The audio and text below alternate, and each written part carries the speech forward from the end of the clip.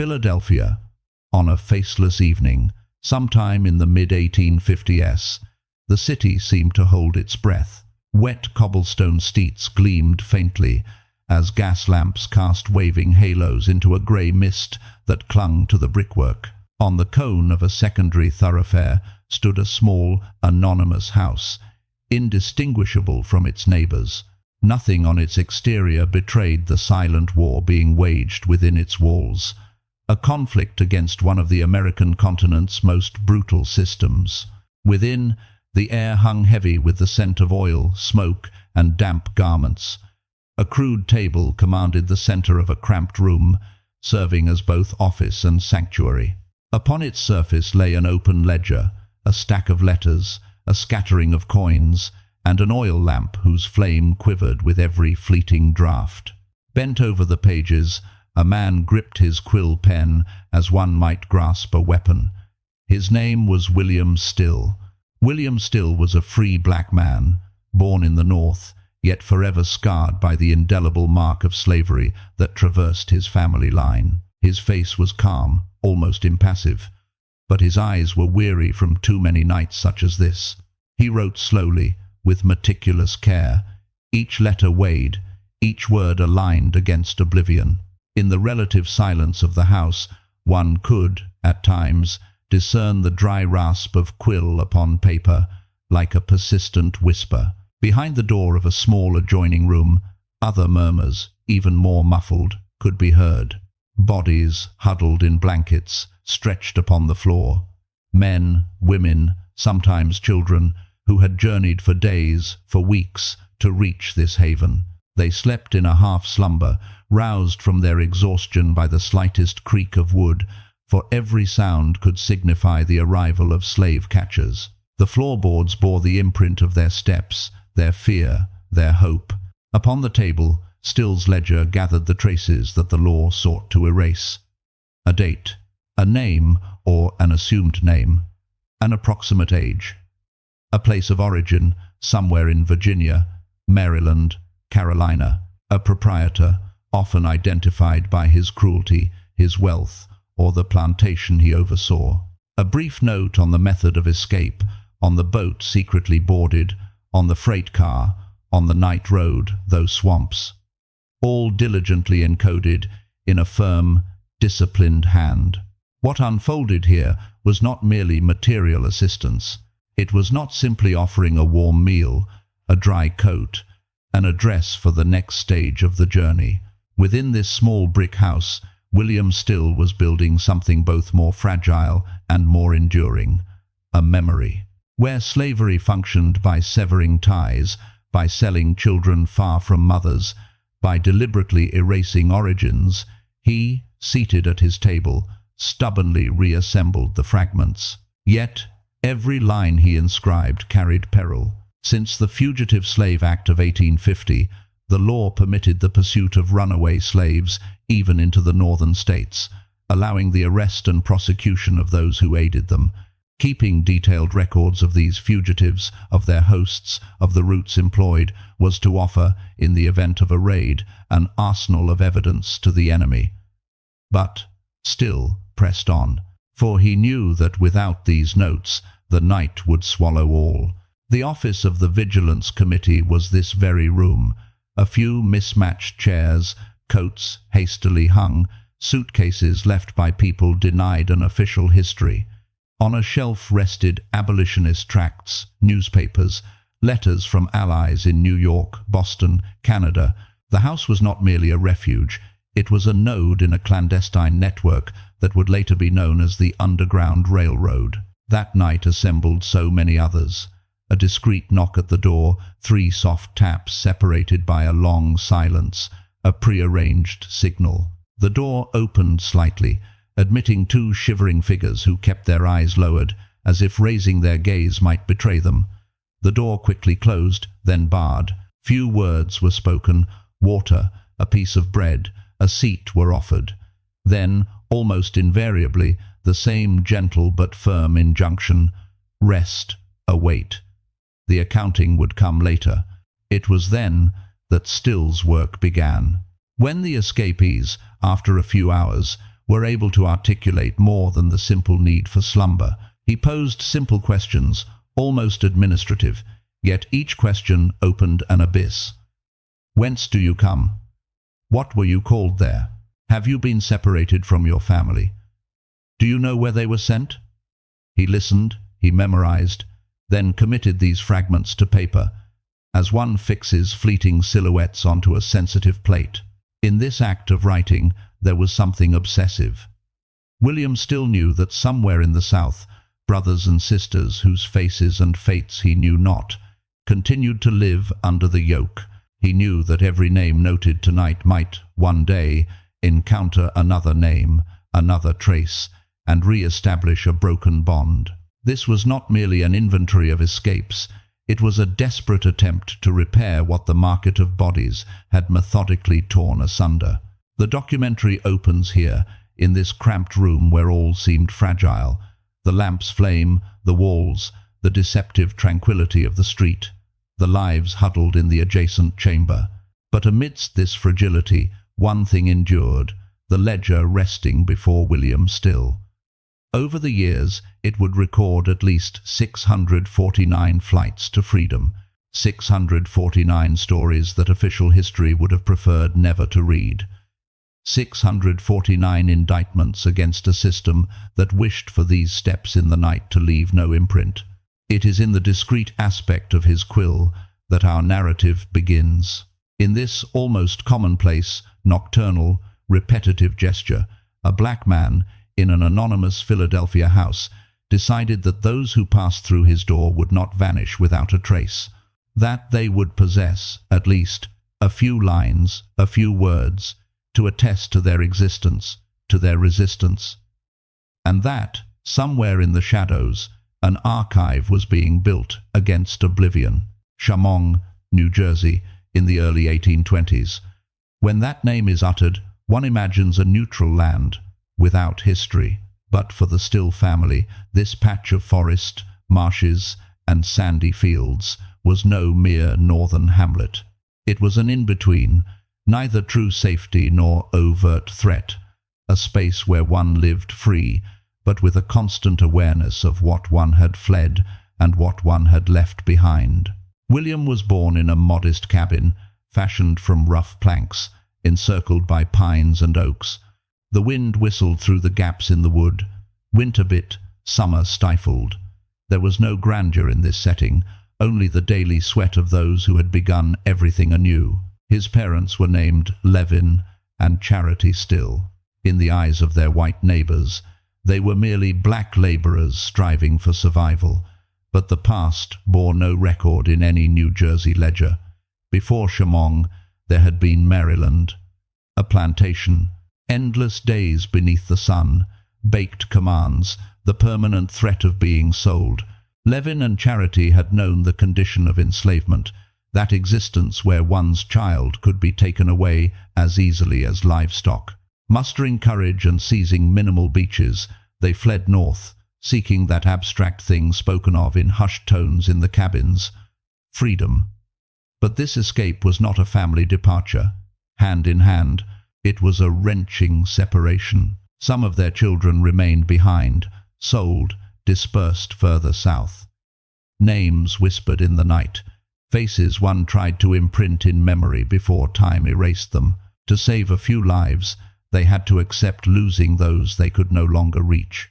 William was born into this void, into this omnipresent absence. As a child, he did not comprehend everything, yet he perceived what remained unspoken. He observed his mother's silences when she paused mid-sentence, as if a memory seized her throat.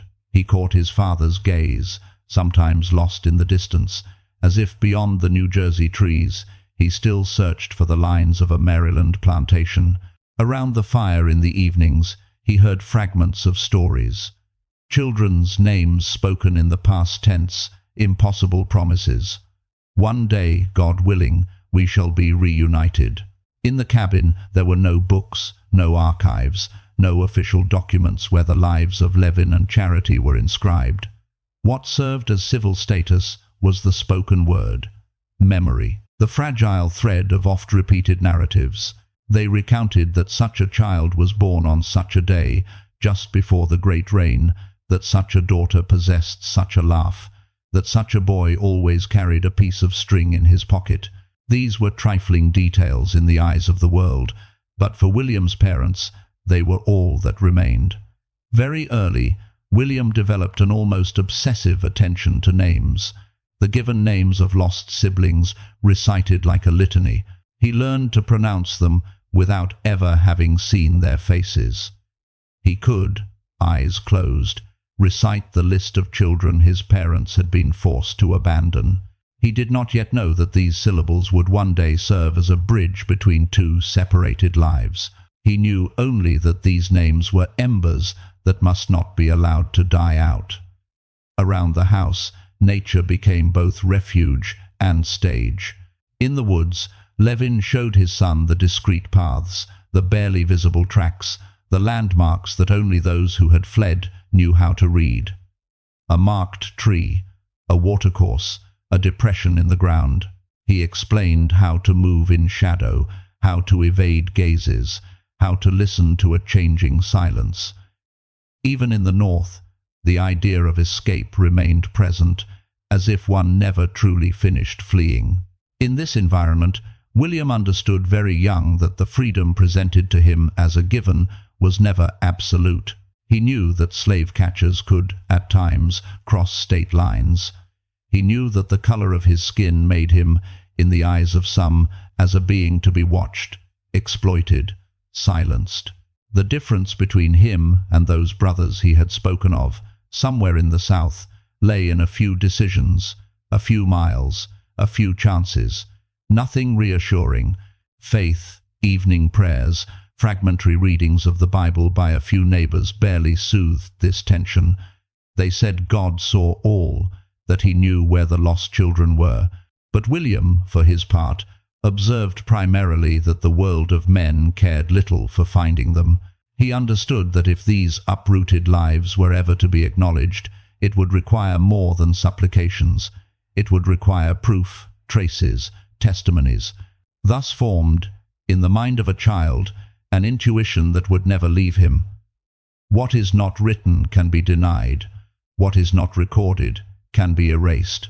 His mother's tales of children sold, his father's memories of the plantation, all floated in the air like smoke that time threatened to dissipate. William sensed vaguely that, to contend with this chasm, things would need to be fixed. That memory, to survive, would need paper. Years passed. He grew amidst field labor, chores, odd jobs that allowed the family to subsist. He learned the patience of the poor, that which consists of counting copper coins, of mending what breaks rather than replacing it. But within him, something else was forged. A keen awareness that his family history bore no resemblance to those found in white men's books, not in county records. His existence was the product of a legal, institutionalized crime that no one hastened to document from the victim's perspective. In this rural New Jersey, he encountered other black families, free or freed, who bore the same invisible scars. They, too, murmured names of vanished kin. They, too, accumulated fragments of stories of sales, forced departures, successful or aborted escape attempts. Every encounter confirmed to William that his experience was not an isolated case, but a vast hemorrhage of bonds, a methodical uprooting of individuals from their origins, organized by the system of slavery. This fertile ground of pain, lack, and stubbornness would make him a singular being, not a flamboyant orator, not a charismatic agitator, rather a man of detail, of secrecy, of record-keeping, one who knew how to listen without interrupting, to remember without confusing, to distinguish one name from another, one place from another, one who, one day, would be able to look at a fugitive entering through a Philadelphia door and recognize, behind their native, the echo of a tale whispered in a New Jersey cabin. In this childhood marked by absence, William still thus unknowingly forged a mission. Where masters counted slaves as livestock, reduced lives to numbers, erased given names in favor of figures, he intimately vowed to do the opposite, to restore names, origins, connections, to refuse that the lost children of Charity and Levin, and of so many others, vanish without a trace. Later, he would be spoken of as the archivist of the Underground Railroad, but this vocation was not born at an office desk in Philadelphia. It took root here, in a New Jersey cabin, amidst trees and half-told stories. In the gaze of a child who discovered that his family had been severed by an invisible line, and that no one, save themselves, seemed to wish to preserve its memory. It was there, in that usual silence pieced by whispers, that Charity and Levin's child was shaped, a child obsessed by one thing, simple and terrible all at once, never to forget. Philadelphia, mid-1840s. For many, it was merely a large northern city, a bustling port, crowded streets, steeples, workshops, warehouses. For William Still, it was something else, a shifting border, a space where the words freedom and slavery constantly brushed against each other, where free black men, around a street corner, encountered slave catchers from the South come to claim bodies and lives that the law still guaranteed them. When William arrived in Philadelphia in 1844, he was a nobody, just a young black man, accustomed to hard labor, with a decent hand, a methodical mind, and that heavy memory of Charity and Levin's lost children. He sought work, simply. He did a bit of everything, handling goods, small tasks, poorly paid services. The city did not await him. It absorbed him into that mass of available arms, anonymous, replaceable, but in Philadelphia there were networks operating on the fringes of official circuits, black churches where something other than submission was preached, abolitionist circles where slavery was spoken of as a crime, not as a natural reality, white and black women and men who met in parlors, meeting rooms, back shops, to discuss petitions, laws, strategies of resistance. Gradually, William drew near. In 1847, his trajectory subtly shifted. He was hired as a simple clerk at the Pennsylvania Anti-Slavery Society. He was not engaged for his ideas, but for his seriousness, his ability to classify, to copy, to keep accounts. He was entrusted with tasks usually reserved for those whose voice was deemed not to matter, tidying, sorting, writing for others. He entered the organization through the small door, the one leading to archives, letters, the dust of offices. The Pennsylvania Anti-Slavery Society was a core of political resistance in a hostile legal landscape. They drafted tracts, prepared lectures, raised funds to support lawsuits, corresponded with other abolitionist centers. Names like Robert Purvis, Lucretia Mott, James Miller McKim circulated through the corridors. William sometimes encountered them, observed them, listened. He remained in his clerk's position, but he registered everything. This subordinate post exposed him to flows of information that few people saw in their entirety. Letters from the South accounting abuses, threats, imminent sales, correspondence from Northern sympathizers, sending a few dollars, a few lines of support, internal notes alluding to the passage of fugitives, possible hiding places, outs to be imposed. William was the silent guardian of this circulating paper, of these wads frozen in ink. One day he was asked for more than merely copying. A group of men aved, breathless, nervous, poorly dressed. They wheeled hastily into a meeting. He understood, from the tension in the IE, that these were no ordinary visitors. He was handed a pail of water, bead, some clothes. He was told they had travelled. The word was uttered with particular caution. Travelled, he often meant fled slavey. It was not yet his official ole, but a lady they sought to descend if he could if he could be trusted. He was sent to fetch a benevolent doctor, to warn an ally, to transmit a coded message. He obeyed without asking unnecessary questions. He observed the man in which these men, aved by night, we addest, how certain names, certain cities, we avoided, how wads we spoken in half sentences. He understood that behind the society's public walk existed unoathly reality. Mo, clandestine, becomes letters from the South accounting abuses, threats, imminent sales. Correspondence from Northern sympathizes sending a few dollars, a few lines of support. Internal notes alluding to the passage of fugitives, possible hiding places, routes to be improved. William was the silent guardian of this circulating paper, of these words frozen in ink. One day he was asked for more than merely copying. A group of men arrived, breathless, nervous, poorly dressed. They were ushered hastily into a meeting room. He understood, from the tension in the air, that these were no ordinary visitors. He was handed a pail of water, bread, some clothes. He was told they had travelled. The word was uttered with particular caution. Travelled here often meant fled slavery. It was not yet his official role, but already they sought to discern if he could hear, if he could be trusted. He was sent to fetch a benevolent doctor, to win an ally, to transmit a coded message. He obeyed without asking unnecessary questions. He observed the manner in which these men, arrived by night, were addressed, how certain names, certain cities, were avoided, how words were spoken in half sentences. He understood that behind the society's public work existed another reality, more clandestine. Gradually, this clandestine work occupied more of his days and his nights.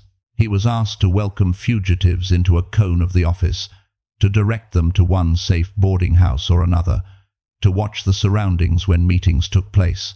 His discretion was noted, his ability to keep to himself what he heard, his aptitude for asking precise questions without misplaced curiosity, but with an instinct for crucial details, was also noted. It was in these early years in Philadelphia that William began to transform. In the eyes of the outside world, he remained a black clerk among others, useful but replaceable. Within the Pennsylvania Anti-Slavery Society, he became an essential cog in an illegal mechanism, that of aiding runaway slaves. He was among those who, unnamed, confronted an entire system with addresses, passwords, discreetly purchased train tickets. Philadelphia, for him, was no longer a neutral city. It was a complex map composed of streets to avoid, safe houses, dangerous docks, monitored stations. A double geography superimposed on the official plan. By day he classified documents, wrote respectful letters, addressed to senators, pastors, donors. By night he learned to distrust every uniform, every insistent gaze upon a black man who didn't seem from around here. In contact with white abolitionists, William discovered discourses, arguments, strategies of persuasion. In contact with fugitives, he discovered something else, the awful reality that pamphlets could not contain. The marks of the whip, the stories of torn families, mutilations, rapes, auctions. He quickly understood that his position was unique. He stood at the intersection of these two worlds, that of public words and that of whispered confidences. This dual perspective would shape his actions. Where some abolitionists, since they were distant from lived experience, spoke of slavery in abstract terms, he knew that behind every argument lay flesh, a face, a given name. When he read a letter describing a sale of lots of slaves, he saw not a matter of principle, but the repetition of his own parents' tragedy, forced to leave children behind. His age remained silent, but it sharpened his memory. In meetings, he spoke little. He listened. He encoded the names Puvis, Mott, Guyette, Williamson. He noted who did what, who was willing to take risks, who preferred to remain within legal bounds. He understood that the fight against slavery played out on multiple fronts: courts, petitions, press, but also alcoves, cellars, attics, nocturnal routes. He naturally positioned himself alongside those who acted in the shadows. He began to be designated, without fanfare, as a trusted person for arrivals. When a message announced that fugitives were approaching the city, it was often to him that people turned. He had to be there to welcome them, to find a word of reassurance, to organize the initial stages of their stay. He became that face the escapees met on the threshold of this unknown city, that first interlocutor who did not ask them to justify their flight, but to survive. For William, this responsibility was not a promotion, it was an added burden. He knew that every error could cost the freedom, even the lives, of those he helped. He also knew that his own freedom was at stake, but fear, in him, mingled with something deeper, an intimate certainty that his personal history, marked by his family's lost children, had prepared him for this precise role. It was no longer merely a matter of hearing tales of separation, but of attempting, as far as possible, to prevent them. These Philadelphia years shaped him as a man of the threshold between North and South, between legality and illegality, between paperwork and flesh, between oblivion and memory. The hand that, by day, copied polite letters was the same that, by night, would clasp the trembling hand of a man freshly emerged from the swamp's shadows. And already, without his full awareness, this hand began to fix upon paper what others would prefer never to see written. For it was here, in Philadelphia, at the heart of his clerk's work, that the idea was born that fugitives should not merely be helped, but recorded, not in the manner of masters who inscribed names in property inventories, but according to an opposing logic, as subjects, as persons, as members of a town people. The artisan of this counter-archive was in formation.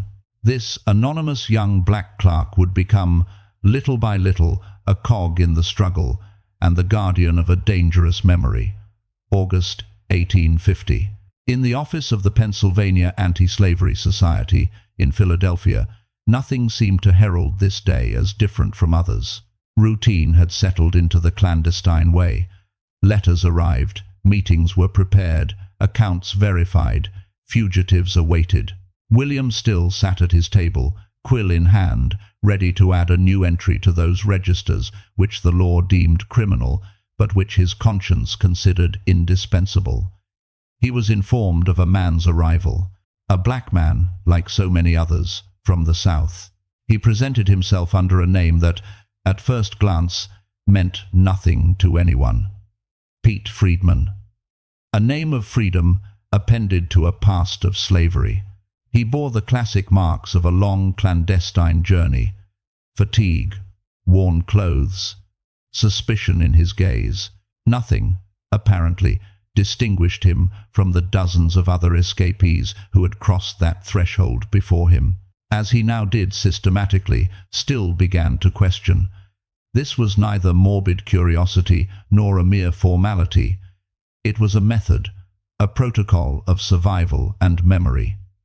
He asked for his age, his last place of residence, the master's name, the states traversed. Pete responded in a voice that still bore the imprint of servile command, that of someone who had spent his life answering questions he had no right to return. Then came the question still always posed, almost mechanically, yet with particular attention. What do you know of your parents? What were their names? Most often, the answers came broken, fragmentary.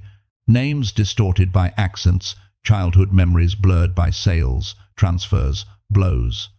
But this time, the words that fell upon the table held nothing abstract for him. Pete uttered his mother's name, Charity. He spoke of a father named Levin. He recounted an escape north, years prior, and children left behind, sold further south. Time stood still. For Pete, these were merely elements of his own family puzzle, a story he had recounted multiple times since embarking on the road in search of a mother he still hoped was alive. For William, these words were blades: Charity, Levin, names he had heard all his life, but pronounced by his own mother and father in the New Jersey cabin, like memories carried within oneself like stones. In his mind, two native lines began to superimpose. That of the man seated opposite him, called Pete Friedman, a slave freed by his escape, and that of the family history he had known since childhood. A mother, Charity, who fled Maryland north. A father, Levin, who shared that flight. Lost children, sold before the departure. The dates corresponded. The places mentioned coincided. The details resonated with troubling precision, yet still did not rush to conclusion. He knew too well that slavery repeated the same scenarios in hundreds of families. There could be other Charities, other Levins. He therefore continued to ask questions, but his voice, inwardly, had changed its timbre. He pressed for details of places, circumstances. He asked Pete if he remembered a nickname, a brother, words spoken by his mother before she vanished from his life. As Pete spoke, the invisible wall between interrogator and interrogated fractured. William recognized, in the fragments of the narrative, details his own mother had spoken of years earlier, in New Jersey. The way she had been forced to leave children behind. The way she repeated certain names, as if never to lose them. The expressions Pete quoted, the situations he described, all struck echoes of buried memories. At this precise moment, the scene, for still, shifted from the political to the intimate. He no longer had before him just another case for the Vigilance Committee's registers.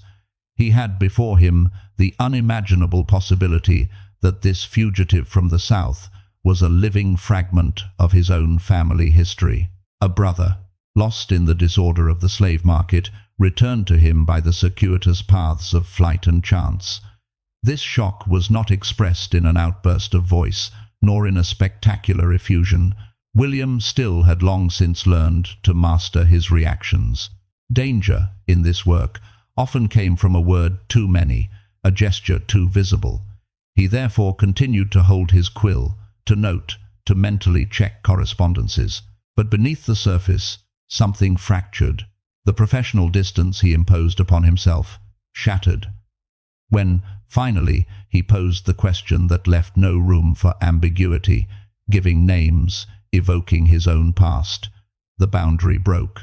What, for years, had been merely a repeated pain in childhood tales, was suddenly embodied in a weary man, seated across the table. Pete, in turn, understood. He understood that his interrogator was not a mere agent of the abolitionist cause, but the son of the same woman. Charity's child, like himself. In this room, accustomed to the heaviest confidences, a confession of another order took shape. Two adult men discovered they were bound by blood after being separated by the cold logic of property and sale.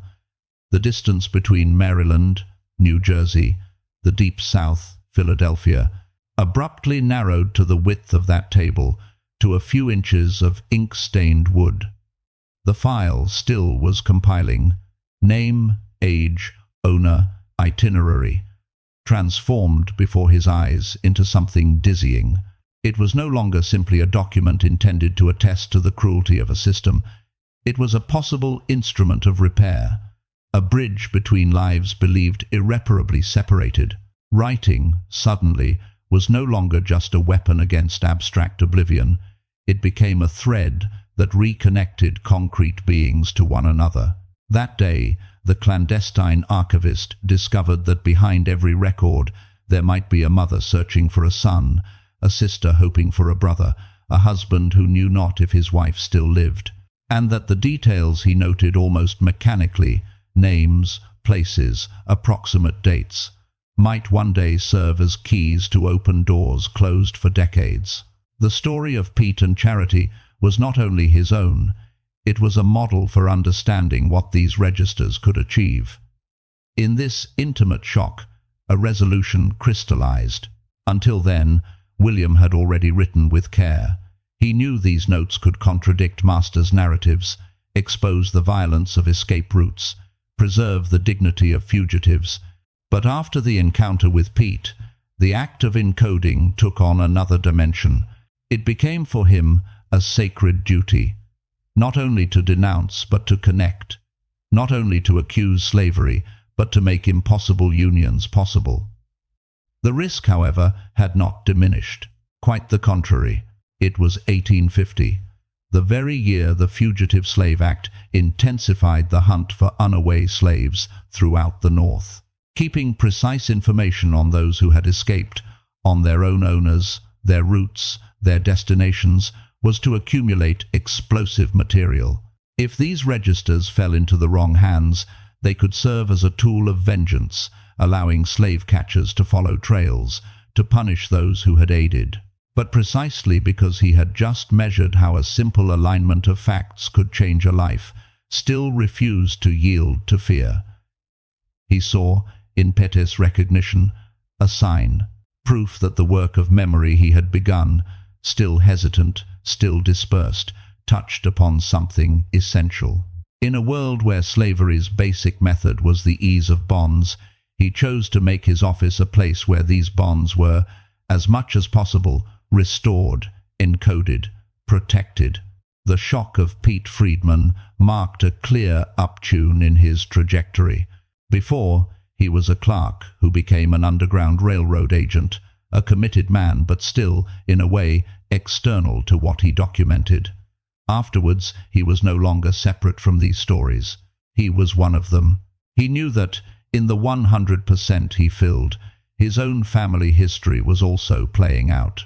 That his quill traced a belated answer to the silent pain of charity. His mother, once seated in a New Jersey cabin, repeating the names of lost children. From that moment, every fugitive who crossed the office door was no longer just a case to add to the list. He was potentially a brother, a sister, a relative of someone who, somewhere, still repeated names in the night. William still looked at them with different eyes. Behind each face, he imagined the invisible branches of a fractured family tree. He knew that his role was not limited to guiding these people north.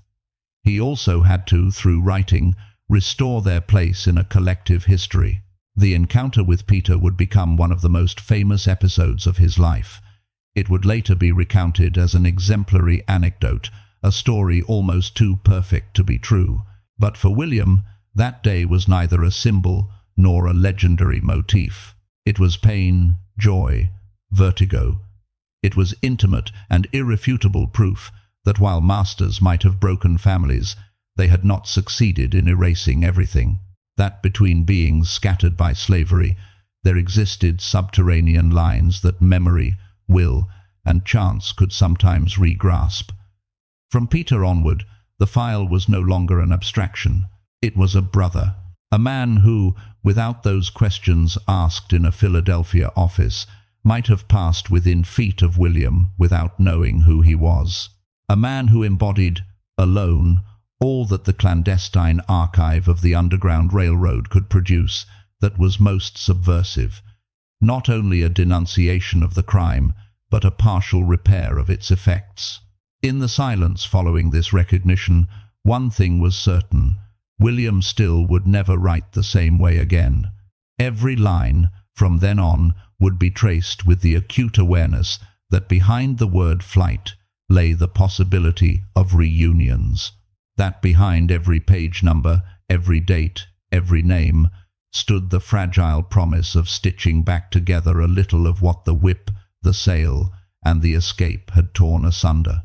And that, sometimes, a simple code could return a brother to a man and a son to a mother. To comprehend William Still's role, one must imagine the escape route as a machine, a fragile, makeshift mechanism, yet one of vital precision. Nothing akin to a true railway, no tracks, no official tickets, no printed timetables. And yet, in the shadows, correspondences, delays, passage times, at the center of this clandestine network, Philadelphia functioned as a node, a tipping point between the slave-holding South and the uncertain North. The fugitives arriving there did not fall from the sky. They came by paths Pennsylvania preferred not to acknowledge. From the swamps of Maryland, the farms of Delaware, the plantations of Virginia, They advanced by night, guided by conniving slaves, supportive free black people, a few white individuals determined to defy the law, to obey their conscience. Sometimes they followed a river, sometimes the rails of a real railway, sometimes simple oral instructions passed by word of mouth. At the end of these arduous journeys, one name occurred like a promise: Philadelphia. In this apparatus, William Still was not a solitary hero. He was one of the major components of an organization called the Vigilance Committee. A vigilance committee which, behind an almost administrative title, concealed an activity illegal under federal law. Its official mission: to support individuals threatened by slavery. Its real mission: to welcome, hide, feed, equip and orient beings whom the law treated as fugitives, as stolen property from their owners. The archives of this committee, when consulted today, depict a complex web: names of correspondents, addresses, mentions of cities: Wilmington, New York, Boston, Montreal, Toronto. In the middle, Philadelphia. One finds the trace of men like Thomas Garrett in Wilmington, Delaware, that stubborn Quaker who helped hundreds of fugitives cross a decisive stage. One sees references to delays in New Jersey, to allies in New York, to contacts in Canada ready to receive those too far gone to be recaptured. In this mechanism, each person had a role. Some provided clothing to allow fugitives to blend into the crowd. Others gave money to purchase train or boat tickets. Still others offered a room for a night, an attic, a cellar. William Still, for his part, stood at the intersection of these actions. He was the one who received information, distributed it, organized it. The one who knew which train to take, which captain would ask no questions, which house on an anonymous street corner would serve as a station on this trackless railway. The city, for him, was no longer a mere urban backdrop. It was a coded map. Such a street led to an abolitionist lawyer, another to a station watched by slave catchers. Such a neighborhood was to be avoided because glances there were too heavy. Another teemed with discreet sympathizers. Even further, beyond Philadelphia, the network extended. Contacts in New York, like members of the Vigilance Committee there. Delays in Boston, where radical abolitionists gathered. Canadian destinations like Street, Catherine's or Toronto, where British laws made the recapture of fugitives more difficult. The operation of this clandestine route was a tapestry of minutiae and calculated risks. A fugitive arriving in Philadelphia could not remain long in the same place. They were moved from one house to another, their appearance changed, sometimes given a new name, provided with an address in a city they had never set foot in. They had to trust strangers because they lacked the luxury of suspicion. Behind this orchestration, Still kept track of movements, noting who left, where, when, and by what means. But all this work unfolded under the threat of a law that criminalized every gesture. The Fugitive Slave Act of 1850 extended the manhunt to all northern states. It compelled local authorities to aid in the capture of runaway slaves. It punished those who lent them assistance. It allowed slave catchers from the South to appear in Philadelphia with documents, often flimsy or falsified, asserting that a free black man was in reality a fugitive slave. In this climate, the slightest error in coordination could lead to arrest, deportation, or an exemplary hanging. Philadelphia thereby became a legal as much as a logistical battlefield. Abolitionists thereby followed trials, contested captures, published accounts in the press. But in the tribunal's shadow, the escape route continued to function, fueled by word of mouth, coded letters, messages entrusted to reliable hands. William still had to juggle contradictory information, rumors of raids, reports of patrols. Sometimes it was necessary to hasten a departure, to abandon a trail, to move a group in the dead of night. The mechanics of the route rested on a form of trust that defied the logic of the era. A free black man helping a fugitive slave board a train, a white Quaker harboring strangers in his attic, a sailor agreeing to turn a blind eye to undocumented passengers. None of these acts held value in official government registers. But in Still's ledgers, they left traces, initials, discreet mentions, laconic thanks. A parallel accounting of solidarity. This network, however, was far from infallible. Escapes failed. Informers betrayed. Slave catchers intercepted groups on the outskirts of cities, or even within them. Newspapers sometimes echoed these captures, presented as returns to order. For William, each failure was a brutal reminder that this mechanism, however well-oiled, remained exposed to the violence of a state that protected property rights over human beings. In this context, recording itineraries, names of conductors, and sums paid might seem insane. Why keep evidence of what, in the eyes of the law, was a crime?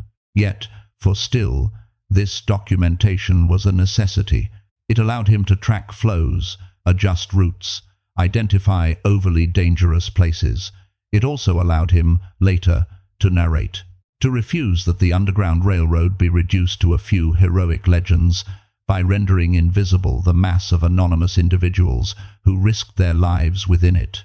Philadelphia, the knot of this route, concentrated all contradictions. A free city, yet traversed by the henchmen of Southern proprietors. A city of commerce, but also of human contraband in the opposite direction. A city of laws, courts, constitutions, but also of silent vows made at night, hidden from view. In this organized chaos, William Still held his post. He was simultaneously receptionist, logistician, confidant, fund distributor, and, already, archivist. What distinguished his position from others was that he did not merely operate the machine, he observed it. He described it. He noted its gears, its circuits, its short circuits. He knew that if, one day, slavery was to be judged on the scale of history, someone would need to be able to say, "Here is how the oppressed eluded this system. Here are the paths, the delays, the names, the cities." He understood that the memory of the route was as important as the route itself. Thus, over the 1850, Philadelphia became, thanks to him and those around him, more than a mere transit point. It became a living register, a space where every fugitive step left an imprint, fragile with danger, yet stubbornly inscribed. The node of the Underground Railroad was not merely geographical, it was also documentary. And at the heart of this node, there was a man who, night after night, held his quill as one holds the memory of a fleeing people. In the official memory of nations, archives bear seals, signatures, stamps. They slumber in stone buildings, protected by law. William Still's registers, however, were not counted in this mode. They were illegal, clandestine archives, traced by the light of a lamp, in a house where every knock at the door could announce the interruption of armed law. To write, for him, was not an administrative privilege. It was an act of defiance. Upon his table lay piled ledgers, loose sheets, letters received from allies further south or north. Nothing in their appearance suggested they contained enough to indict an entire system. Yet, each page was a battlefield. At the top, an approximate date, sometimes only the month, sometimes around such a year. Below, a name of an alias, because many fugitives could not afford to expose their true identity. Then the origin, state, county, sometimes the plantation, sometimes simply near, followed by the name of an owner who, in the economy of slavery, was worth more than they. William Still wrote with a steady hand. He did not seek literary effect. What he desired was precision. Age, about 23, came away from, belonged to, had been sold from his mother at. He noted details that most free men would ignore or deem insignificant. A scar, a nickname, a manner of pronouncing a certain word, the name of the ship on which one was forcibly embarked, the one taken to flee, all that might one day serve to establish a truth against official lies. But these ledgers were not merely an inventory, they were a catalogue of suffering and courage. Here, the mention of a woman who walked for weeks, a child on her hip, fleeing dogs hot on her tail. There, the story of a man locked in a luggage chest or hidden in a crate like Henry Box Brown. Further on, notes on couples who embarked together or whom flight separated. William did not allow himself to write everything. He summarized, condensed, reduced entire lives to a few lines. But into these lines he injected as much as he could of the substance of these stolen existences. The shadow of the law hovered above every word. Since the Fugitive Slave Act, prosecuting runaway slaves was no longer merely a tolerated practice, it was a strengthened right, supported by the federal government. Slave catchers armed with warrants, complacent witnesses, favorable judges, could storm northern cities, arrest even free black men, and send them back south. In this climate, preserving detailed information on fugitives, their accomplices, their itineraries, was almost tantamount to keeping, for the enemy, a target list. William still knew this. He knew the risks. He knew that if his house was searched, if his office was seized, his ledgers could be used as evidence in court, not only against him, but against those he had helped, against the families who had opened their doors, against the captains who had accepted a passenger without questions. He wrote, therefore, with the acute awareness that every line could turn against those he wished to protect. And yet, he wrote, this stubbornness had a source. Since the encounter with Pete Freeman, his own brother found in an anonymous fugitive, he had understood that the archive could be more than a testimony for history. It could be a tool for piecing together families pulverized by slavery. When he noted the name of a mother, a father, a master, a plantation, a place of sale, it was not merely to document the who, it was also so that, one day, somewhere, someone might cross-reference this information with others and say, you did not disappear, you are being sought. So, still took precautions. Some names were abbreviated, some addresses coded. The ledgers did not lie carelessly about. He hid them, moved them, fragmented them. He knew that absolute security did not exist, but he multiplied layers of prudence.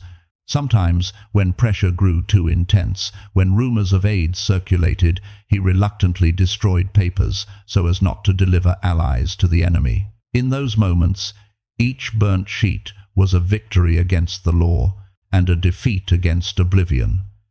The dilemma was permanent. Where to draw the line between protecting the living and saving memory? What was the value of a coded detail if, by remaining on paper, it could lead to an arrest? What was the value of an archive if, to preserve it, one sacrificed those it described? William Still walked this tenuous line. He concealed, he masked, but he did not give up. He held firm to the idea that the time would come when these notes, these snippets, these fragments of stories would find their place in the full light of day. In these registries, one also finds mentions that defy mere statistics, brief remarks. Very intelligent, remarkable courage, cruelly treated, sold away from his wife, left 2 children behind. These qualifies, these indications were not innocent. They inscribed these men and women into a humanity that the system denied. Where sales advertisements presented bodies as commodities, Still insisted, in his own way, on what made them persons, not property. To a modern reader, these pages might seem cold, factual, no elaborate narrative, little pathos, abundant data, but it is precisely in this apparent dryness that the subversive act lies. William Still refused to reduce escape to an isolated heroic myth. He treated it as a massive, frequent, structural phenomenon. He showed, through the repetition of cases, that slavery endured only through violence and fear, and that, as soon as an opening presented itself, people fled. Line after line, he constructed a patient, implacable indictment. Sometimes a fugitive, upon leaving, would ask, "What will you do with what I have told you?" Still's answer, even when not explicitly pronounced, was always the same. He would ensure it did not vanish. He could promise neither justice, nor reparation, nor even safety. He could only offer this: a name that would not be totally erased, a trace that would survive the journey, time, the imposed silence. It is difficult for us to imagine what it means to write under such a regime of threat. Each closed ledger was a dangerous object. Each edition prompted the question, what if this is one page too many? The one that will lead me to prison? Or worse, the one that will allow slave catchers to follow a trail? Many, in his place, would have chosen absolute prudence.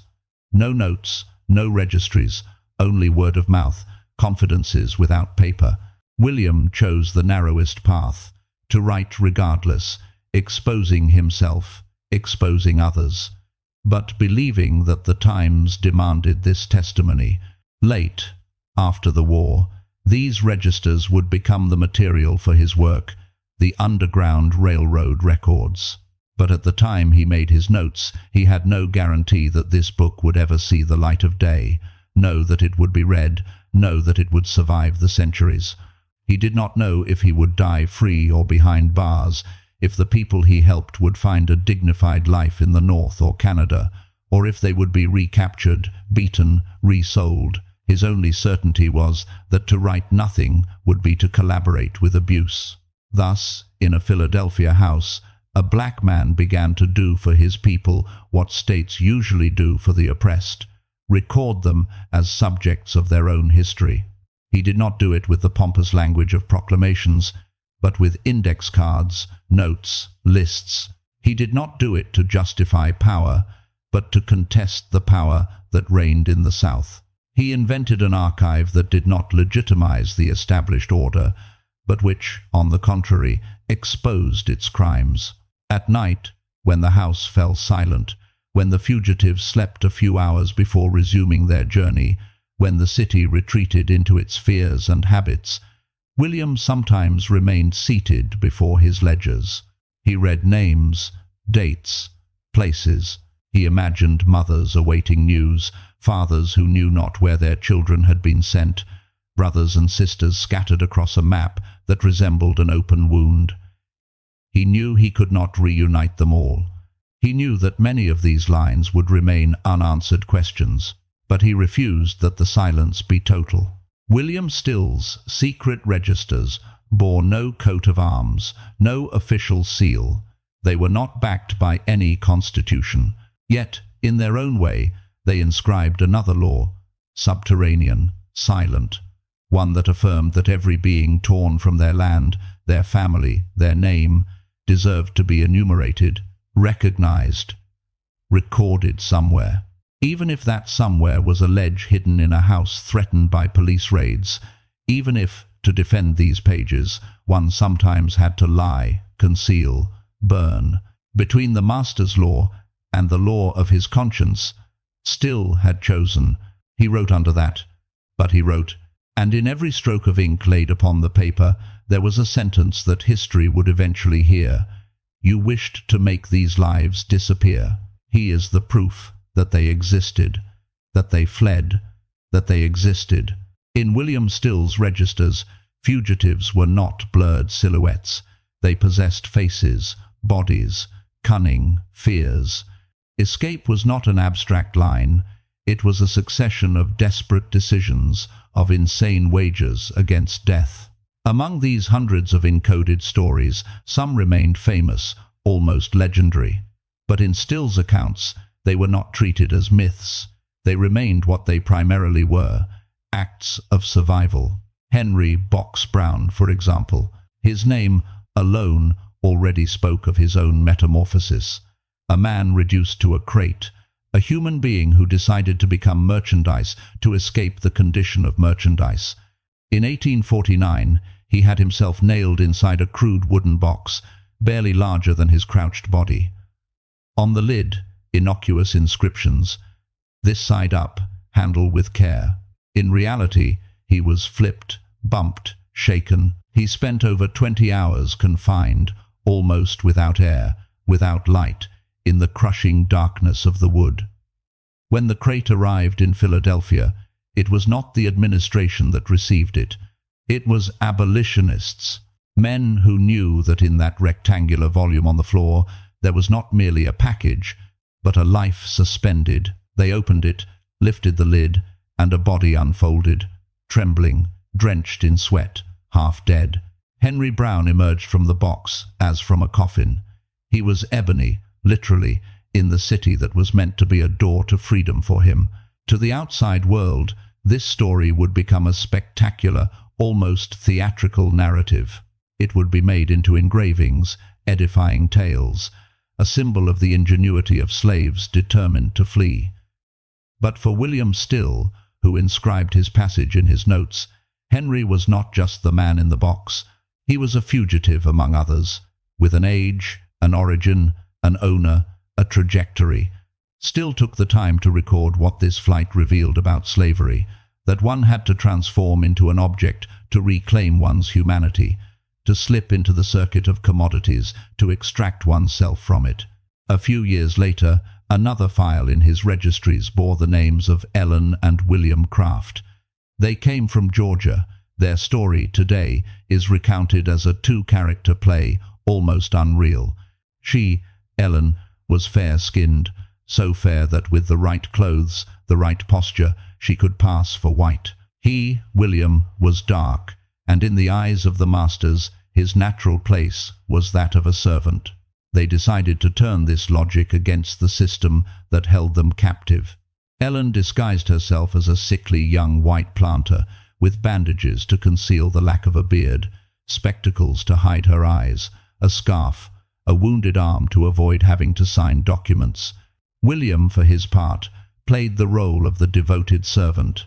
They thus travelled the South, in first class, on trains, on steamboats, right under the noses of those who, in other circumstances, would have claimed their bodies as property. Each stop, each gaze, each question posed by an employee, by an office, could unavail this fragile masquerade. Philadelphia was one of the stops on their journey. He again, it was not the authorities who welcomed them, but the clandestine network. In Still's notes, their passage is soberly indicated. A few sentences, a few mentions, a woman passing as a white man, a husband who, by playing savant, protected the one weeing the disguise.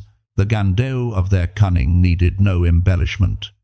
It lay in the contrast between the mortal danger they faced and the thinness of the mask behind which they hid. Alongside these stories that would late make headlines in abolitionist newspapers, there were dozens, hundreds of unspectacular natives. A woman who seized the opportunity of the maquette to slip away. A man who, night after night, followed the direction of a star. An adolescent who climbed onto the back of a cat and clung on until exhaustion. For the historian, these cases might seem less amicable. For William Still, they were not. Every escape, whatever its scenario, was an act of mortal defiance against a system that claimed to be eternal. Some aved mutilated, scathed for life by previous escape attempts, missing fingers, banding scars, laceated backs. Both these remained silent, refusing to account the violence suffered, contenting themselves with providing the essential information to organize the next stage of their journey. Still respected these silences. He did not always insist on decoding everything, but he noted what he could, what he was allowed to taste, knowing that behind every line there lay a depth of suffering that no ledge could entirely contain. In his Aegistes, the face of flight was manifold. Thee was Henny, the boxman, who slipped into wood to emerge in the north. Thee was Ellen, a black woman with features fine enough to camouflage herself in the identity of Hey Opeso. Thee was William Craft, who accepted to play the domestic in performance to better châter a ill servitude. The we also those men and women whose initials alone we sometimes remember, because they safety demanded anonymity. William angered these stories without visible hiki. He did not say, "This is extraordinary, this is mundane." He placed them side by side, in an implacable continuity, as if to remind that the Underground Railroad was not an adventure novel. It was a flow, an uninterrupted movement of human beings determined to tear themselves away from an imposed condition, whatever the means. Spectacular stratagems coexisted with grailing matches, crossings of icy ives, interminable waits in bands, cabins, cellars. For the modern observe, it is tempting to focus on the most striking cases, to transform Henry Box Brown o' the Crafts into legendary figures, almost detached from reality. The voice we follow, he assists this temptation. It reminds us that if these faces of flight are known, it is because a man in Philadelphia took the time to record them, and so many authors, lesser known, less easy to recount. Haney is not merely the man in the box. Ellen is not merely the woman in white man's tea. They are lines in a boadegist, that of collective assistance. What strikes one, upon reading these notes, is the constant creativity of the oppressed. Slavery claimed to reduce individuals to docile bodies, to working hands, but as soon as the opportunity arose, these same bodies invented escape outs, hiding in a box, adopting the appearance of the oppressor, lying about one's name, one's destination, almost letting oneself die for a chance to live differently. Every stratagem encoded by Still was a slap to the ideology that presented slaves as passive, incapable of conceiving themselves as subjects. William, for his part, did not comment at length. He let the facts speak. Yet, between the lines, one sensed his silent admiration. He knew that these men and women living in Philadelphia were not poor victims to be pitied, but survivors, strategists of despair, people who had agreed to risk everything to cross an invisible border. Far from reducing them to objects of compassion, he treated them as protagonists. He recorded their decisions, their courage, their inventions. But he also did not forget the near misses, those who almost got caught at a train station, unmasked by a detail, saved at the last moment by swift intervention, those who bore in their eyes the trace of a failed first escape attempt, followed by punishments they barely mentioned. The faces of flight were not only those who succeeded, they were also those who lived with the acute awareness that a single misstep would have been enough to return them to the whip, the chain, the market. In this gallery of stories, Still was never at the center. He remained in his place as scribe. He wrote what others had done to do. Yet, without him, many of these faces would have vanished into the night from which they emerged. Henry Box Brown could have remained an oral anecdote, distorted those successive tellings. Ellen and William Craft could have dissolved into oblivion, exiled in England, far from American archives. Anonymous fugitives would have been, like so many others, swallowed by silence. What remains are not detailed portraits in the modern sense, but precious sketches, a name, a place, a use, a journey, a fragment of a sentence. It is little in the face of the immensity of what was lived. Yet it is infinitely more than what the slave-holding ode wished to leave behind. For that ode, fugitives were meant to be only losses, ledger entries, examples to be punished to deter others. In Still's registries, they became proofs that slavery was never passively accepted, proofs that, even at the heart of the system, the idea of flight haunted the plantations. From Henry Box Brown to Ellen and William Craft, and though the dozens of less-known names surrounding them, a single face emerges, that of a people refusing to remain imprisoned. A people whom masters attempted to reduce to object status, but who, though cunning, walking, disguise, concealment, snatched back, piece by piece, their share of freedom. This multifaceted face William still fixed on paper, not to make it an icon, but so that one day no one could say they did not defend themselves. The faces of flight were weary, marked, sometimes unrecognizable. They were also stubbornly tuned north. Between their features and the ink of the registers, the distance was slight. Each time Still dipped his quill, he knew he was not merely tracing letters. He was engraving, in a world determined to erase them, the fragile contours of those who dared to defy the night. Between 1850 and 1855, the Still family's address in Philadelphia appeared on no map as a place of particular note. It was a modest house, aligned among others, on a narrow street that few outside the neighborhood could find without effort. For the mailman, it was just another mailbox. For the police, an unremarkable facade. For neighbors, a hard-working black family, a bit discreet, somewhat reserved. For those who knew the password, it was something else. A stage, a shelter, a lodge. The Still house, on Delhi Street, was small. A front room, a back room, an upper floor, a basement. Nothing spectacular, but every square inch was counted, requisitioned, invented. The parlor was not just a place to receive friends or relatives. It was an improvised dormitory, a dining place for strangers, a space where suitcases changed hands, where clothes passed from one body to another. The hallway was not merely a passage. It was an airlock between outside and inside, between the city and the clandestine route. By day, the house played its role as a respectable facade. One heard ordinary sounds, dishes clanking, footsteps, children's voices. One saw William leave for his office, return with piles of papers. One saw his wife attending to domestic tasks, exchanging a few words with a neighbor, watching the children in the street. From time to time, a visitor passed, who might be a relative, a friend, a church member. Nothing particularly attention-grabbing. At night, the scene shifted. Silhouettes arrived in small groups, easily though the front door in broad daylight. A soft knock, according to a discreet code.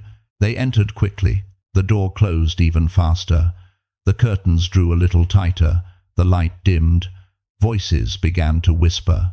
Over the years, the floorboards creaked under the weight of these exhausted feet, these hesitant steps of people who did not know if they had truly left slavery or if they were merely in a precarious interlude. In the parlor, the fugitives slept as best they could. On the floor, on straw pallets, sometimes on a chair, head propped against the wall. They ate at the family table with the awkwardness of those unsure if they had the right. They borrowed clothes from the Stills, a coat, a shirt, a cap, anything that might make them less recognizable on their way north. The house breathed at their rhythm, expanded to welcome them, contracted when everything had to be eased in an instant.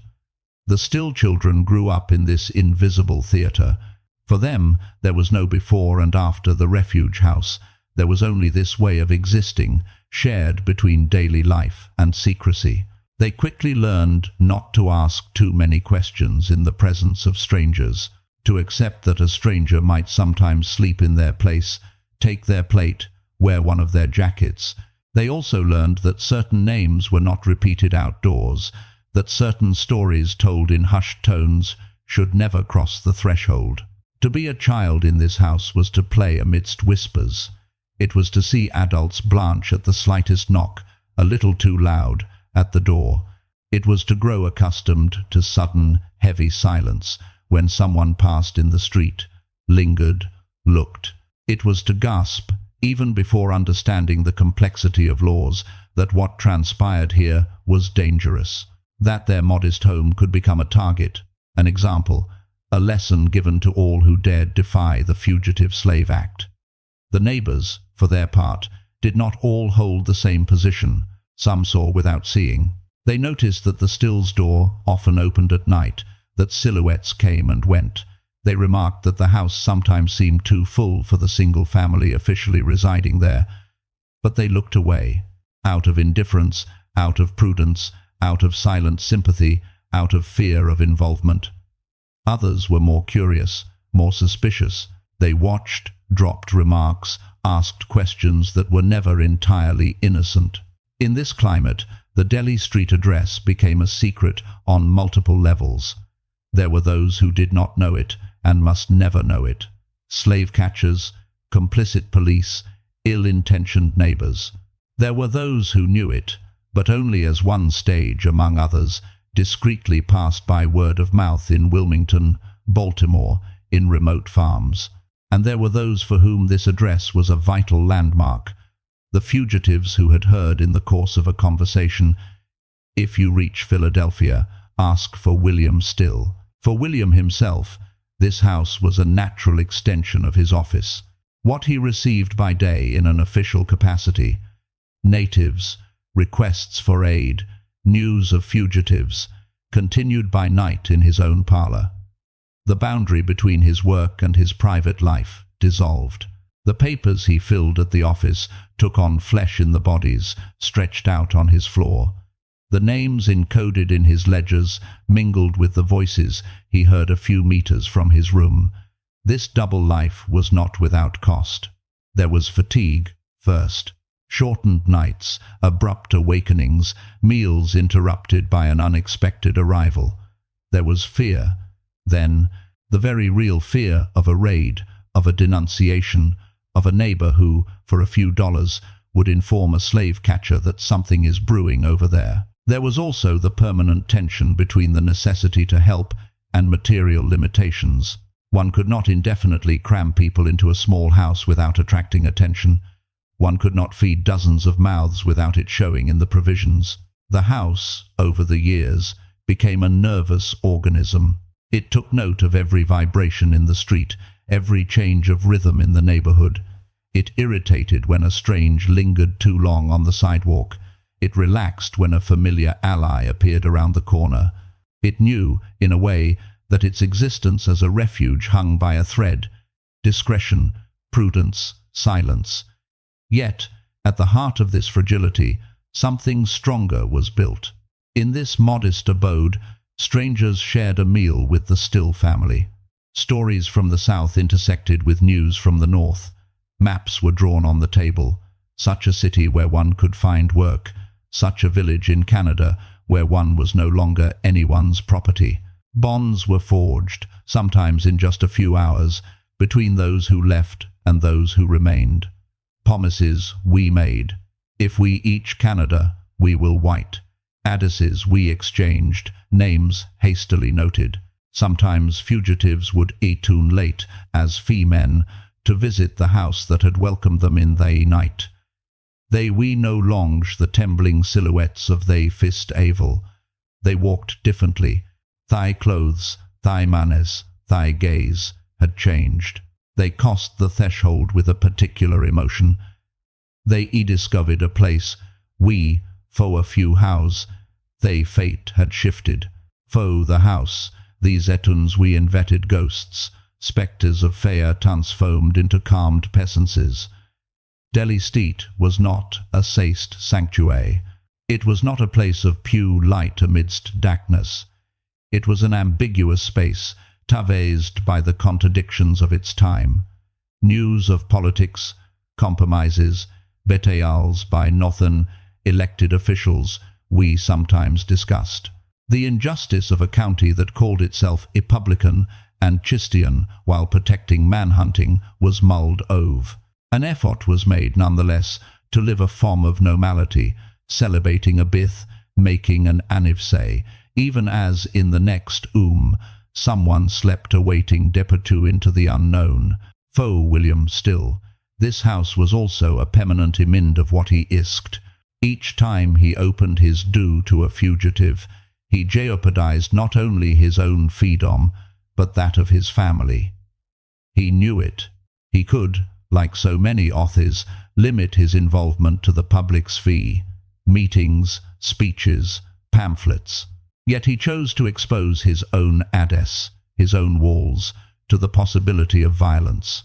Delhi Street became, for him, a physical extension of his signature at the bottom of petitions. a commitment that did not stop at words. Time would eventually cover these bricks. The street would change its face, the city would transform, but the archives, they would retain the trace of this house as a way station of the Underground Railroad, a transit station, not a terminus, a place where people were not meant to stay, but to resume their journey, a little better armed, a little better dressed, a little better informed, a place where the address was spoken only in whispers, lest it become a trap. In Philadelphia's official history, they would speak of grand meeting halls, courthouses, impassioned speeches delivered in crowded churches. Behind these public scenes, there was this more modest setting, a house on Delhi Street, with walls too thin, a table a bit wobbly, a floor won by steps that were not meant to be heard.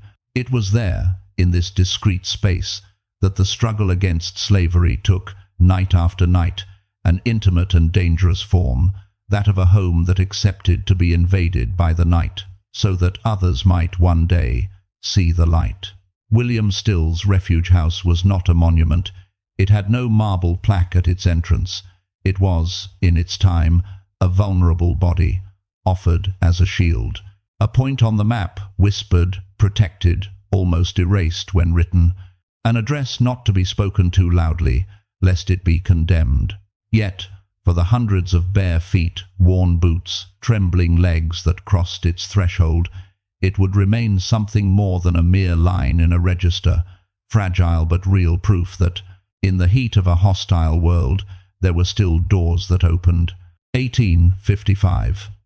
On the docks of Philadelphia, slavery would, for once, leave the shadows and reveal itself openly. It was no longer merely a matter of cellars, attics, night paths. It was an open confrontation in the heat of a supposedly free city. At the center of this collision between law and conscience, a name, Jane Johnson, a black woman, enslaved, in transit. Neither activist nor public figure. Just a mother who, setting foot on Pennsylvania soil, understood that the boundary between servitude and freedom lay in a few steps, and a decision. Jane Johnson belonged to John Hill Wheeler, a diplomat and slave owner who was traveling south with he and his 2 sons. According to Southern law, she was property. According to Pennsylvania law, she walked on soil that did not legally recognize slavery, even if the Fugitive Slave Act hung like a menace over every African American. Jane knew she was in ambiguous territory, a North that claimed to be free, but which was obligated by federal law to collaborate in the manhunt. It was through a chain of coincidences, encounters, and whispers that her case reached the ears of the abolitionist network. Information circulated. An enslaved woman, passing through Philadelphia with an influential master, wished to remain. She did not want to reboard the boat.